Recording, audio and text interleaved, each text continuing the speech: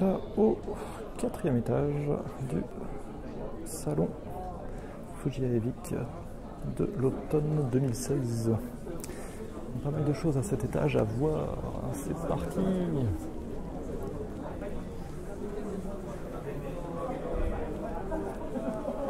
Nous rentrons d'abord dans la salle principale avec beaucoup de stands, pas mal de monde.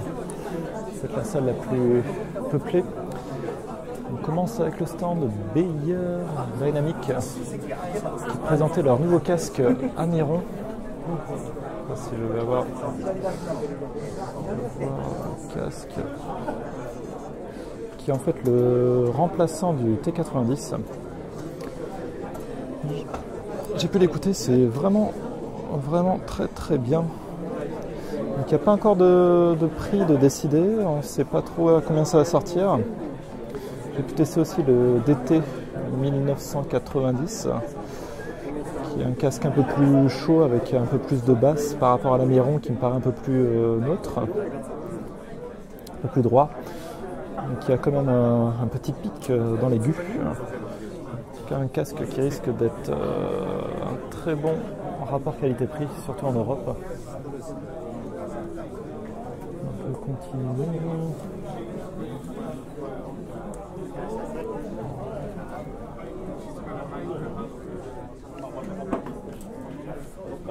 Si vous voulez des câbles de toutes les couleurs. Le stand FIO qui présente bien évidemment ses baladeurs.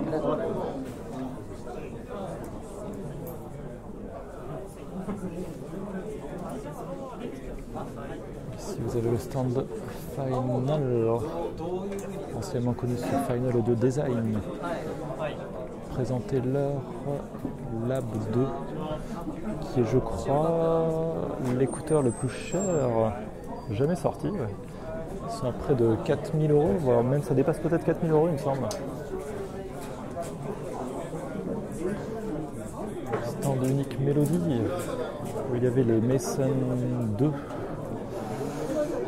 relativement cher, plus de 2000 €, avec un son assez neutre, mais neutre un peu chiant. Je suis pas vraiment fan de ce truc là. Je trouve ça vraiment cher pour ce que c'est. De ce côté, nous avons un casque studio. Donc un casque Victor Studio, pas trop cher, à 250 $ à peu près, et qui sonne étonnamment bien. C'est plus le nom du modèle. Victor Studio.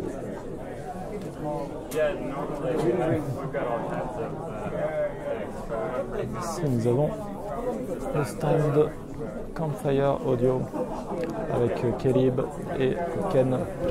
Salut! Bien sûr, ils présentaient leur tout nouveau modèle, les Vega, les Dorado et les Lyra 2. Les Vegas sont certainement ce que j'ai écouté de mieux en termes d'intra sur le salon, dans les nouveautés en tout cas. C'est vraiment un intra très impressionnant, un monodriver dynamique. C'est une approche assez différente des Andromeda qui sont un peu plus neutres. Les Vegas vont être un peu plus chauds, avoir un son un peu plus riche. Les Dorado, quant à eux, sont un hybride avec un driver dynamique et deux drivers BA. Une signature assez chaude, légèrement en V, mais très agréable à écouter. Un son un petit peu fun, à la fois fun et relaxant, ce qui est un petit peu contradictoire, mais c'est un peu l'impression que j'en ai eu. Enfin, les Lyra 2, les premiers Lyra n'étaient plus produits pour cause de difficultés à faire la coque en céramique. Et là, ils sortent leur Lyra 2. Lyra 2 et les Vegas sont assez proches en termes de son, en termes de philosophie. Les Vega 2 sont une version, on va dire, très évoluée des Lyra. Donc là, le modèle que l'on connaît déjà. Andromeda, Jupiter, Nova. Un petit mot sur les Jupiter qui sont devenus plus abordables. Je crois qu'ils sont vendus à 800 $ maintenant au lieu de 1000 à l'origine. Ce qui les rend... ce qui fait que je pense que c'est un bon rapport qualité-prix. Voilà, donc vraiment les Vega, des intras qui m'ont beaucoup marqué sur ce salon. Si vous avez l'occasion de les écouter, je vous recommande chaudement. Je devrais certainement avoir une version de test envoyée par ces messieurs de Campfire Audio.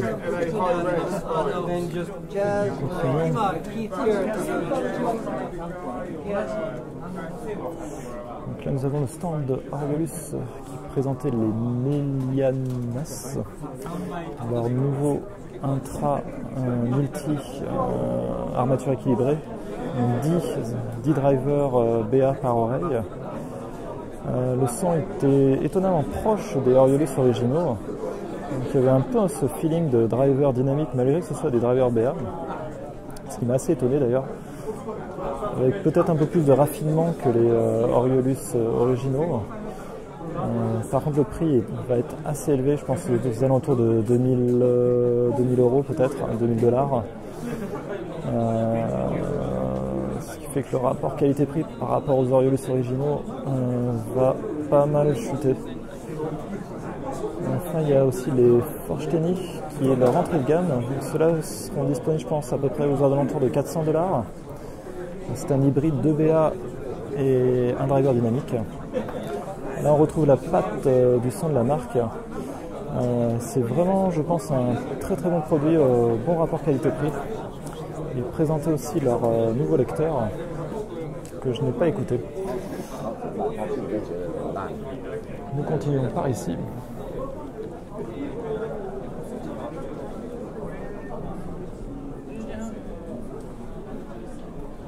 Donc ici vous avez le stand Oppo.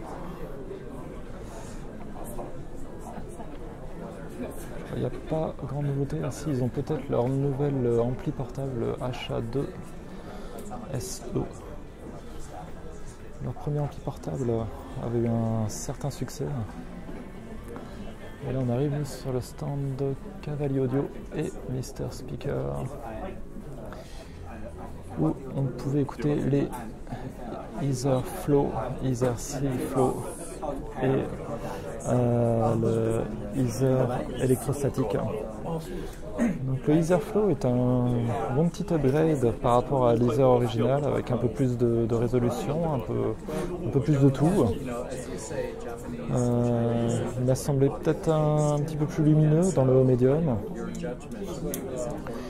Le Ether C a pas mal changé de signature, je l'ai trouvé assez brillant. J'ai pas trop accroché à l'Ether C, avec des aigus un peu trop présents, un petit peu perçants. Et enfin, voici le Ether électrostatique, qui est vraiment excellent, qui je pense va être une bonne alternative à ce que propose Stax notamment, quoique peut-être encore un petit peu cher. Voilà, c'est un électrostatique avec pas mal d'impact dans les basses, hein. Un son un petit peu plus chaud que ce qu'on a l'habitude de voir dans les électrostatiques. Donc, par ici vous avez l'occasion de les écouter.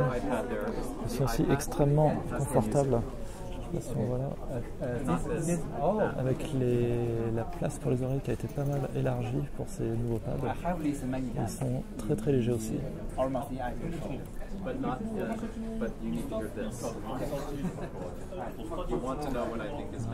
Le grand Manitou de Mr Speaker, Dan Clark. Fine, you. Ok, donc nos amis de Nobunaga Lab, qui sont une petite entreprise japonaise spécialisée dans le recablage à prix abordable, ce qui est bien de préciser. Ils présentent aussi des écouteurs ce coup-ci. Je crois qu'ils sont juste distributeurs de ces écouteurs. Des écouteurs, l'un était à peu près à 100 $, l'autre à 80-90 $.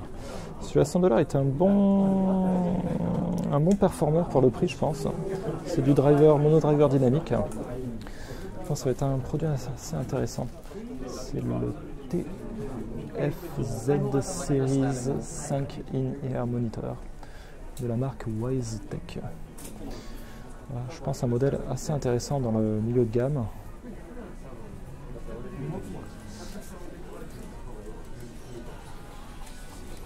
Nous continuons. Donc là, il y a pas mal la queue parce que les gens veulent écouter le nouveau Hi-Fi-Man électrostatique, le Shangri-La. Je ne sais pas si on va arriver à le voir, mais ceux-là qui l'écoutent. J'ai jeté une oreille vite fait dessus. Malheureusement, j'ai pas pu écouter ça avec ma musique. Donc j'ai un peu de mal à me faire une idée. Ça avait l'air assez détaillé, très résolvant. J'ai trouvé le son un petit peu mollasson. J'aurais préféré un peu plus d'impact, notamment sur les attaques. Donc l'ampli dédié là, assez énorme. Voilà. Faut avoir la place pour le poser dans son salon quand même.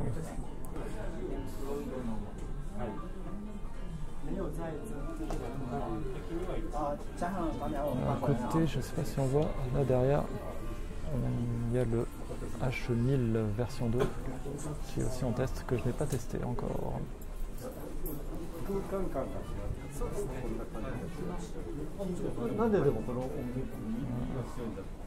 Stand Akage. Pas grand chose de neuf dans le coin. Donc voilà pour le 3e, 4e étage. Il n'en reste plus qu'un. Je vous retrouve tout de suite après.